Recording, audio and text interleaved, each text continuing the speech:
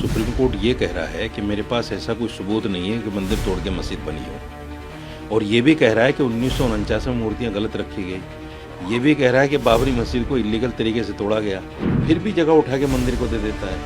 ये तो बड़ा अजीब सा आश्चर्यजनक फैसला था। मुसलमानों ने इस वजह से कबूल किया कि ठीक है, चलो 400-500 साल पुराना एक मामला ख़त्म हुआ, ये मुसलमान हैं, तो इनकी बात को उखाड़ा जा रहा है और कहा जा रहा है कि ये तो सुप्रीम कोर्ट को मानते हैं। मस्जिद में जो कुछ भी हुआ, ये बड़ा देश का दुर्भाग्य कहिए कि जब सुप्रीम कोर्ट ये कह रहा है कि मेरे पास ऐसा कोई सबूत नहीं है कि मंदिर तोड़ के मस्जिद बनी हो, और ये भी कह रहा है कि 1949 में मूर्तियां गलत रखी गई, ये भी कह रहा है कि बाबरी मस्जिद को इलीगल तरीके से तोड़ा गया, और ये भी कह रहा है कि जो लोग इसमें शामिल हैं उनके खिलाफ कार्रवाई होनी चाहिए, और फिर भी जगह उठा के मंदिर को दे देता है।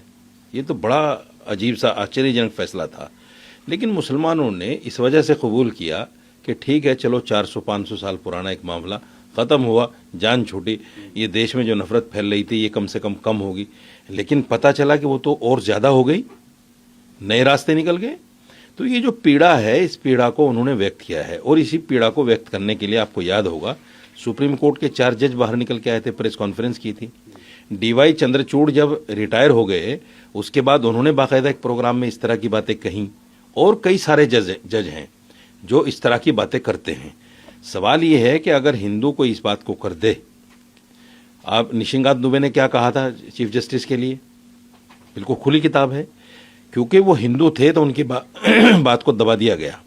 ये मुसलमान हैं तो इनकी बात को उखाड़ा जा रहा है और कहा जा रहा है कि ये तो सुप्रीम कोर्ट को मानते ही नहीं है, ये तो सुप्रीम कोर्ट को अहमियत नहीं देते। बिल्कुल, मदनी साहब तो कह रहे हैं कि सुप्रीम कोर्ट इस लायक नहीं कि उसको सुप्रीम कहा जाए। नहीं, उन्होंने ये कहा कि सुप्रीम कोर्ट सुप्रीम उस वक्त होगा जब इंसाफ के तकाजे पर फैसले होंगे। ये कोई गलत थोड़ी है भाई। सुप्रीम कोर्ट जो है हिंदुस्तान में हमारी लास्ट उम्मीद है कि जब सब जगह से हम थक हार के बैठ जाएं तो फिर एक रास्ता बचता है सुप्रीम कोर्ट। वहां भी अगर ऐसा ही हो जाए तो फिर सुप्रीम कहां से रह गया, ये एक बात उन्होंने कही। तो उसमें मैं समझता हूं कि कोई ऐसी बात नहीं है जिस पर वावेला मचे। बस वही है कि मुसलमान के मुंह से ये बात निकली है तो इस पर हंगामा तो होना जरूरी है। ये तय है हंगामा, और हो रहा है। उन्होंने कहा कि आजकल जिहाद शब्द को गाली बना दिया गया है, इसको आप कैसे देख रहे हैं? वो थूक जिहाद, लव जिहाद एक गाली की तरह टर्म यूज होता है। देखिए, उन्होंने एक बात कही कि जब जब जुल्म होगा, जब जब जिहाद होगा। इस बात को तो मैं जस्टिफाई नहीं करता हूँ। इस बात को तो मैं इसलिए कहता हूँ कि देखिए, ये बात सही है बिल्कुल कि कुरान ये कहता है कि जिहाद जुल्म के खिलाफ होने को, खड़ा होने को कहते हैं, कि जहाँ जुल्म हो आप उसके खिलाफ खड़े हो जाओ, तो इसी का नाम जिहाद है। और दूसरी ज़बान में अगर इसको कहें कि जिहाद जो है वो सेल्फ डिफेंस है।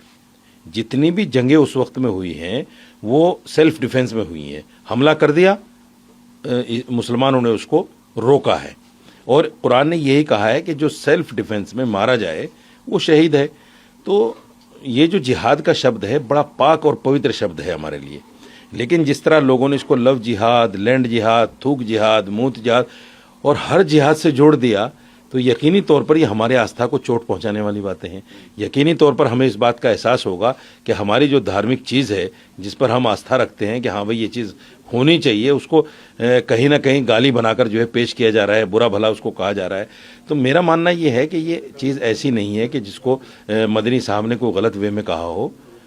ये बिल्कुल सही है कि हर चीज में जिहाद हो रहा है। हमारी खबरों से जुड़े रहने के लिए हमारे चैनल को सब्सक्राइब करें और बेल आइकन को दबाएं ताकि खबर की नोटिफिकेशन आपको मिलती रहे।